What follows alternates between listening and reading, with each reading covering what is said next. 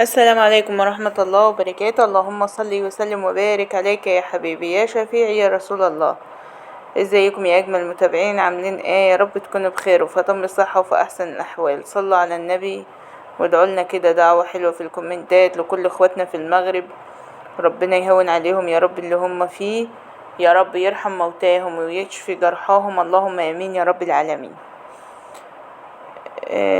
طبعا والله العظيم انا بصوا يا جماعه، انا معرفتش بالزلزال ده عامه. انا كنت محمله معاكم فيديو ونزل على القناه وكده، فاللهم صل على محمد. فجالي تعليق يعني من متابع من المغرب، فلقيته بيقول زلزال. والله انا ما كنت اعرف، لان انا عامه انا ما بقعدش، يعني ما بفتحش التلفزيون لان ما فيش وقت زي ما حضراتكم عارفين، وما مش متابعة يعني.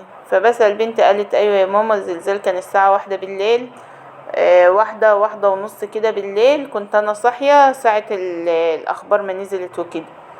فساعة ما كتب في التعليقات والله العظيم انا زعلت جدا جدا، يعني سبحانك يا رب. كل شوية زلزال تركيا وزلزال في المغرب، يا عالم الدور الجاي على مين يا عالم. يا جماعة والله العظيم احنا محدش واخد منها حاجة. يعني مثلا احنا آه كل واحد يهيأ نفسه علشان خلاص، يعني كل اللي احنا فيه ده واللي الناس عايشة فيه ده، يعني بهيئ الارض الحاجة احنا محناش عارفينها. يعني في حاجة هتحصل طبعا احنا محناش عارفينها. فربنا يا رب يهون عليهم يا رب، اللي حصل لهم ده يهون عليهم يا رب، وربنا ما يكتبها علينا. او لو انكتبت علينا برضه هو القدر، هو حاجة من عند ربنا من عند الله عز وجل، فاحنا مش هنقدر نقول لها لا. فبس دايما ان احنا نكون نعمل اللي نقدر عليه علشان لما نقابل ربنا ما نكونش ندمنا على حاجة. يعني احنا الناس الضحايا اللي توفاهم الله في المغرب دول، كانوا داخلين ان هما داخلين يمكن اللي نايم جاي من شغل تعبان كان عامل حسابه ان هو هيطلع الشغل تاني يوم الصبح، كان عامل حسابه ان في بيت في مسكن في اكل في شرب في اولاده في كل حاجة. فجأة في ثواني في لحظات ما لقاش كل ده. فيعني بصوا حب الخير لبعض والله العظيم، ما حدش واخد منها حاجة، ما حدش واخد الا الكلمة الطيبة. لما تتلاقي جارك في خير افرحي له افرحي له، حتى لو انت مش هتاخدي منه.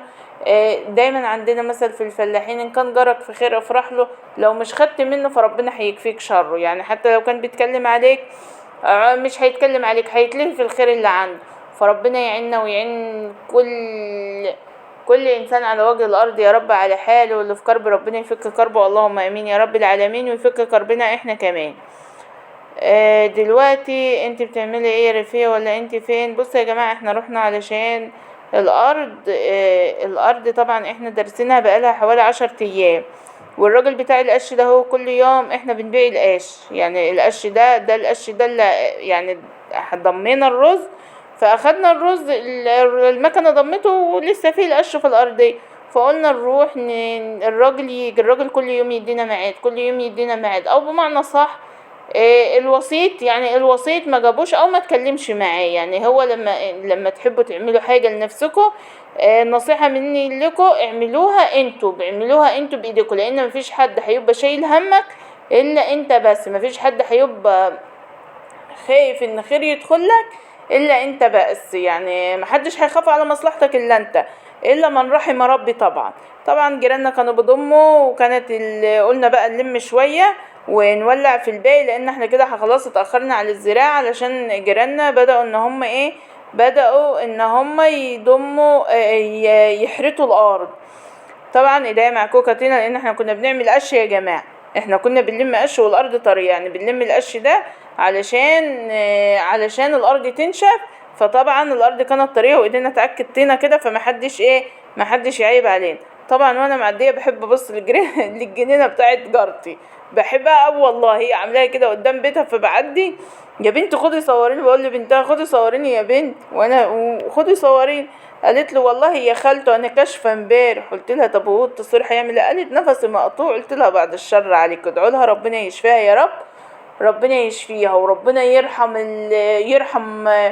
يرحم ضحايا زلزال المغرب، وربنا يشفي مرضاهم، وربنا يعوض عليهم يا رب، ويخلف عليهم بالصالح، اللهم امين يا رب العالمين. طبعا هي جارتي دي زرع ليمون ورمان زي ما حضراتكم شايفين،